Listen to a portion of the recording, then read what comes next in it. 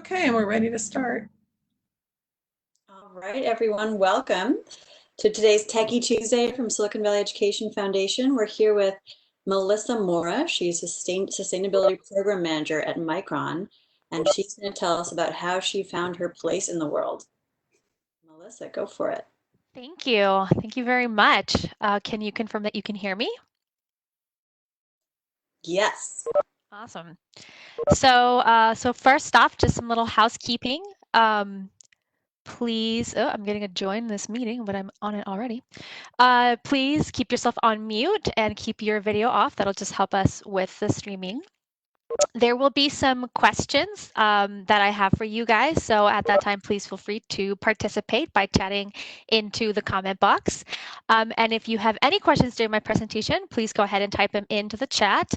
If you are watching live on Facebook, also go ahead and type the question into the Facebook comment so we can get it.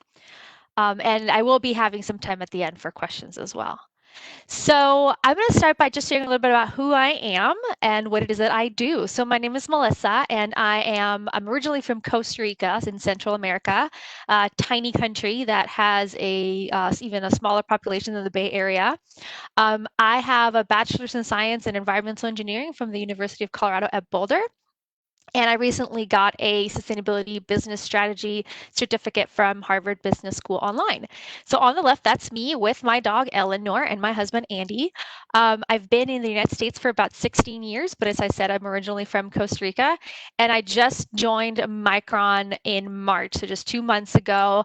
My first day at Micron as sustainability program manager was also the first day of the shelter-in-place order in San Francisco. So definitely a very unique time to be joining a company, but I'm super happy to be here. Prior to Micron, I've worked in engineering consulting as an environmental engineer and sustainability professional. And just a little bit more about me, I love being outside. I became an environmental engineer and sustainability professional because I just absolutely love nature. So it's really my happy place, and I really enjoy traveling and learning from different cultures. So this is just a little bit of fun that I like to have. A few years ago, about a year and a half ago, I took a sabbatical in between my two jobs, and I traveled by sailboat from San Francisco to Australia with my husband. It took us about a year to do that. So we set sail from San Francisco over to Mexico, and then did a very long passage, which took us about 20 days to the middle of nowhere in the Marquesas, beautiful country. And then from there, hopscotch until we got to Australia. So I'll be sharing a little bit about the connection that I found between being an environmental engineer and loving STEM and a sustainability professional in this trip. But some of the numbers that I was able to capture, like the amount of not just miles that we sailed, but how much water we used and how much energy that we consumed from fossil fuels, came from my background. So it was really fascinating to notice that we were using on average 1.18 gallons of water per person per day of potable water for consumption, for cooking, for showering, for bathrooms, etc., which is significantly less than what is usually used by Americans living on land. So this is also a little bit more about my trips. That's some of those photos are from our sailing trip in small island nations, and atoll in Fiji. And then I've also loved traveling to the Patagonia region, which is one of the top photos. And then I spent a few days in Easter Island, which is an island that I decided to travel to because of their sustainability story. So that's the picture there with me holding a photo light. So you might be wondering, what does a sustainability program manager even do? So my passion is to create a world where both people and the planet get to thrive and we get to be happy. So we not only do we get to coexist, but really thrive. And my job is to make that happen. So sustainability it can be a loaded term. It's a really big word and can mean many things to many different people, but at the center of it, it focuses on meeting the needs of the present without compromising the needs of the future generations. So it talks about balancing economic, environmental, and social needs. So at Micron, we view that through three different lenses: through responsible operations and sourcing, leadership projects, and engaged team members. So that means that throughout the value chain, from how we get our raw materials to produce our chips, the leadership of our chips themselves in terms of the energy consumption, their quality, their reliability, sustainability, and then how engaged team members are in their work, how well they feel with Micron as a corporate citizen. That's all really important to us. So specifically what I'm working on right now upon joining is helping create a framework to build a culture of sustainability at Micron where we can all use less waste, less resources, less energy, and tackle climate change. So this is going back in time. So I think some of you guys that are joining today are probably a little bit older than I was at when these pictures were taken. I was about 11 years old or so. This was when I went to space camp in 1994.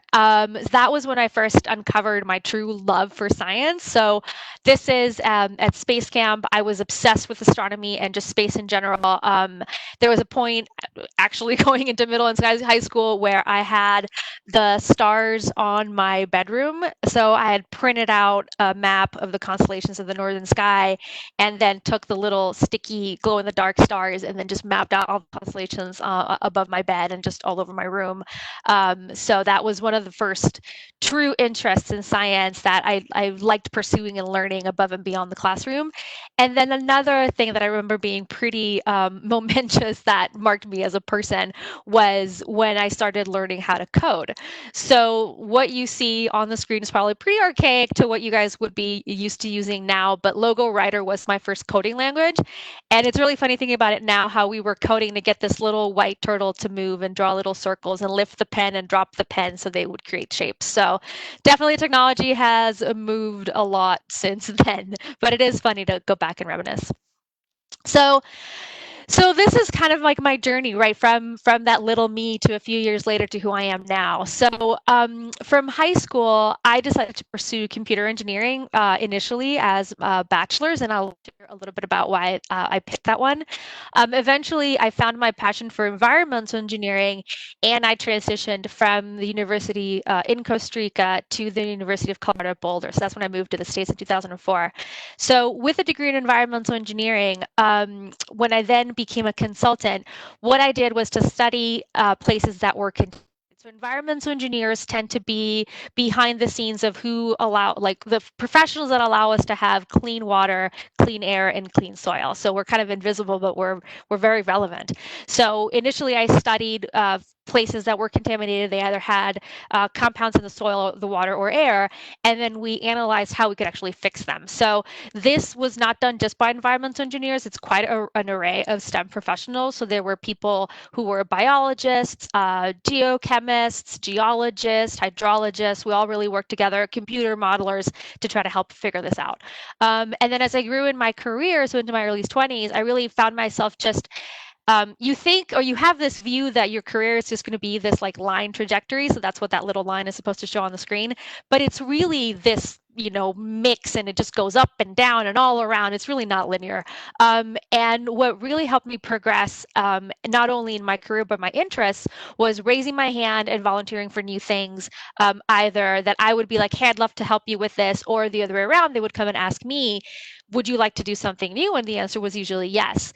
There is a resilience that we get from being STEM professionals that even if you don't always have the answers, you just try to figure out what the answer is. So when I didn't know, there was always asking and learning either from other professionals and mentors or going back to literature, going back to research to figure out what the answer would be. So I began my journey as a programmer, coding in computer engineering as a degree in college. And then when I went to environmental engineering, I've worked in turning French fries into fuel with biodiesel at the University of Colorado at Boulder. I also helped as an environmental specialist analyzing data that's related to the environment, collected water samples and soil samples and drilled wells to help figure out what was going on in the environment, helped put together frameworks to help companies and then my own company at the time be very responsible within their environmental footprint. One of the most interesting jobs I had was actually in the northern Amazons as a field camp manager, where I helped oversee a group of 60 plus people that were out there doing that research to figure out what, again, if there was a problem with the environment. And then from there, I grew into helping run sustainability programs for the company itself, and that's what brings me back here or here to Micron, in helping with innovation programs and overall programs that help us be good corporate citizens and do good work and do it well for the world. So I'm also a traveler, a writer. I never saw myself as a writer as a STEM professional, but it is indeed a skill that's necessary and very helpful. I'm a storyteller, photographer, and I love animals to cook, to sail. And one of the things that I aspire to is to one day have a farm and eat my way through the world. So that's a little bit about me. So moving on to how, like, when I think back at to what was the most pivotal advice that I was given in finding my place in the world, um, when I was in high school, um, and I had that interest in the sciences and developed that interest in coding and then kept my interest in the computer science classes. It wasn't until I had the elective in computer advanced placement computer science where I found myself as the only girl in the room. And I didn't even think that that was weird until the teacher pointed it out that I was the only female in the class. And at the time, the teacher said, "Don't worry, Melissa, we're going to go at your pace." And at first I was like, oh, cool. Wait a minute, did you just call me stupid? So that kind of stuck with me. And I realized later that that's why I ended up pursuing computer engineering as a degree, even though my passion wasn't there. So when I had my, like, what do I really want to do? My dad gave me this advice, which is on this screen. So he asked me to look at, okay, what am I good at? What does the world need? And what do I enjoy? So by thinking through these and to where my hobbies and my interests and my passions kind of lie on these different circles, I uncovered that I have an absolute passion for the environment and I feel a sense of responsibility and love to keeping it as pristine as possible. And again, that definition where we all get to thrive. And I wanted to pursue the engineering because I really like the problem solving element of the computer engineering and the engineering profession as itself. So that finding that sweet spot is really what helped me pursue comfortably that environmental engineering degree. So I have my first question for you guys. Let me see if I can see the answer. So my question for the 34 or so that are here, and if anybody can share what is on Facebook, um, what do you know about the engineering fields? Do you feel that they are all similar? So let me know if you think that they're yes, no, or you don't know on the comment box.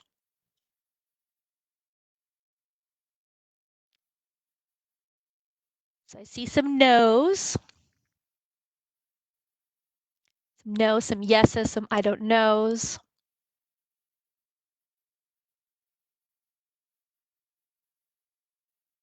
Okay, great. Thank you guys for submitting your answers. So let me close this. And now let's go see, at least from my point of view, if the engineering fields are similar.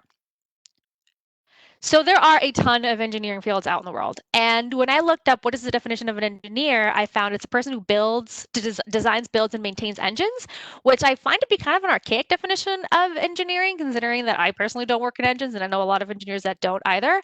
I really liked that one of the similar terms was being a mastermind, an originator, an inventor, that I could get behind. Overall, I believe so most people would agree with me.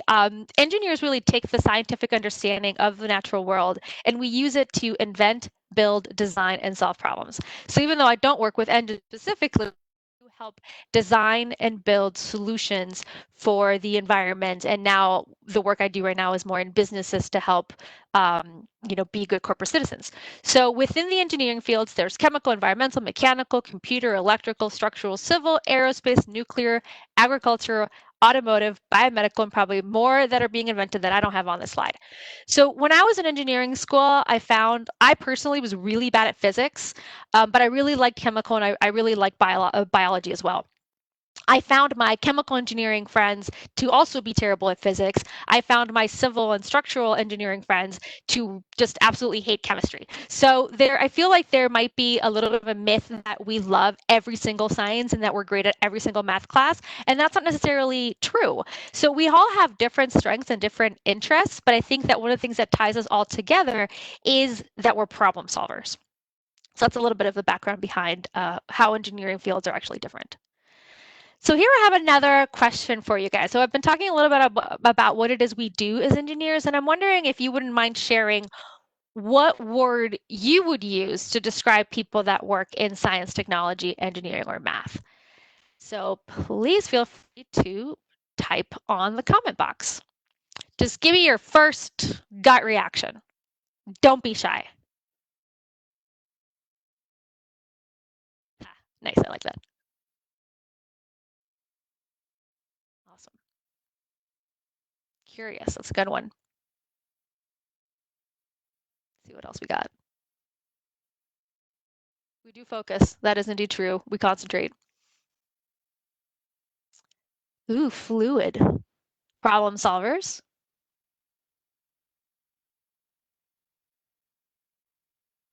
Awesome. For sharing. So I'm going to go ahead and share with you what I found.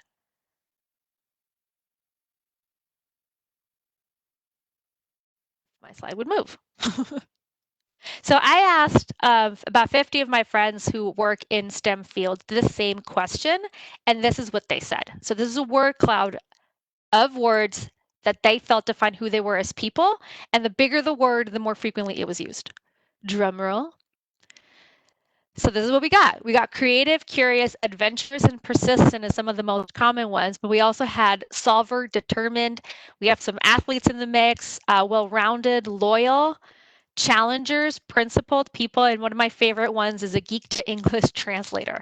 I I will say it's incredibly important as somebody in engineering and just STEM in general to be able to communicate yourself and communicate your ideas. If not, you can't sell them or have people buy into them. So I'm going to let you guys look at this slide for a second, then I have another question for you guys. So I'm going to ask the question, and I'll go back to this slide. So my question for you guys is, did you find this surprising? And are there any words in this word cloud that describe you? So what word, again, back to the comment box, what word out of this word cloud do you feel describes you? Great, and it sounds like from Facebook we have creative, and thinker, which definitely came up as well. Creative, hardworking. Thank you, Noah, for sharing.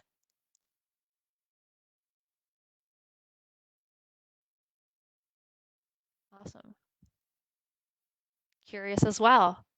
That was actually one of the things that I appreciated the most, is noticing how many of us were curious. And I think ultimately that's one of the drivers that probably got us all into this field, is a curiosity of how things work, why they work the way they do, and what we could do about them. Great, thank you. So now moving on to the next slide. So I wanted to close this by sharing a little bit about what it is that I love, what I think there is to love about STEM, but why I love it as well. So I felt that, engineering school wasn't necessarily easy, but one of the things that I really appreciated from going through it was I feel like it taught me how to think. Like you're going through math classes now that you might be wondering, when am I ever going to use this out in the real world? You might not necessarily be using those, calculations specifically, but it's rewiring your brain to teach you how to think in a way that it helps you identify patterns, and it helps you figure out how to approach things. And there's classes in college that weren't easy, and I found myself working for hours on a math problem until I got it. But that made me resilient. So it helped me figure out how to approach problems, how to solve them. It helped teach me that I could solve problems, and how to approach things that you're not okay with. So from that curiosity element and that problem solving element, there is a role that we have to play. And one of the biggest things for me was also that it taught me how not to give up. So I also feel that in terms of who crafted me as a person, is I love that I got an engineering degree and I've pursued STEM because it made me brave and it's kept me curious. And the biggest thing is that it's given me the tools to do work in an area that truly inspires me. So I wanted to share the comfort zone and where the magic happens, because the magic truly happens outside of your comfort zone.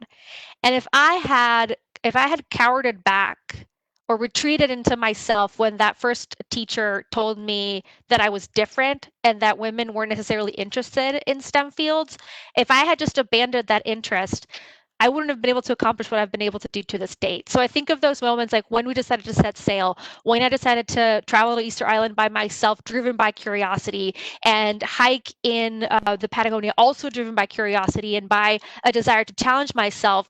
I don't think I would have been able to do that had it not been for those first moments in STEM that challenged me to be brave, to be courageous, and to just keep going. And I also just want to share with you that there's a lot of room for people in this field, and the world, it will be better with your unique perspective. So we truly need you to be a part of this world. So I'm going to end now with some quotes and a little help from my friends. So the same friends that I asked how they defined themselves as people that worked in STEM, I asked them, what would they tell you if they were here? So these are some words of wisdom from some of my friends. You don't have to know what you want to be when you grow up. So follow what sparks you, your curiosity, work hard and take risks. The right job will come up eventually. I agree with this as well that there's a lot of skills that are transferable in STEM. Um, One of the big ones too is like if you like the idea of finding something new or broken in the world, spend some time with that thing or issue to better understand it and solve it, then stick with STEM. You know, a lot of encouragement here on being curious and learning from mistakes. And here's another one, always do the next cool thing that goes and go through open doors. My current career didn't even exist when I went to college, and I love what I do. And that's actually the same case for me. This wasn't something that I studied when I went to school. Stick with it no matter how much you think you'll never need to know some of these things. I promise that you'll love it. And then I'm going to end with my quote for you guys. I encourage you to stay curious, to be brave, and to truly embrace what makes you you. So, are there any questions? We did have one question. Do you regret changing from computer science to environmental engineering, as one profession would have blown up during the 2000s, or help preserve the environment? I will say, especially now living in the Bay Area, it's like, dang, those are some good skills. I think I don't necessarily feel like I regret having switched because I remember looking at the curriculum for each college side by side, and there were a number of classes. Like I remember AI being super innovative, like, oh, I really want to learn that. But then when I looked at the environmental one, and it was about clean air and clean water, and just I love being outside. So that's where I was like, ooh, I could see myself in that one. So that's how I discovered it as a true passion. So no, I don't regret it. Awesome. Another question. Did you take your dog from the picture on your sailing trip? She did it. We did sail with her in the bay, but it felt like animal cruelty because she just wanted to jump off the boat and go swim. So she actually stayed with one of my best friends and lived near the beach for a year and had a lot of fun. Yeah, I missed her a lot. It's the best part of returning. I have a question. How was the getting a virtual degree? How did that compare to getting your in-person degree? That's actually a really good question. So the virtual degree, I really liked what I learned, and it solidified a lot what I've already been doing. So it was a fantastic opportunity. But I was surprised that it was mostly videos and chatting with your cohort. So there wasn't a face-to-face, like even just Zoom type interaction with a professor. So there were certain questions that I was like dying to ask, and I didn't have who to ask it to. So that was a little bit challenging, but it also encouraged me to do some of my own self-study. It was nice to be able to have it virtual because I could fit it in to being a working professional as well. So it's a balance. Sounds good. Anybody else have questions for Melissa?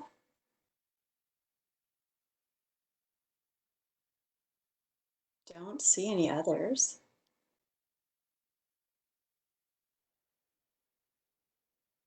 Okay. Well, thank you so much, Melissa. This has been awesome. I'm Thank inspired. I'm you. going to do all those things. Well, thank you for having me. Yeah, definitely. All right. Thanks, everybody. Have a great one.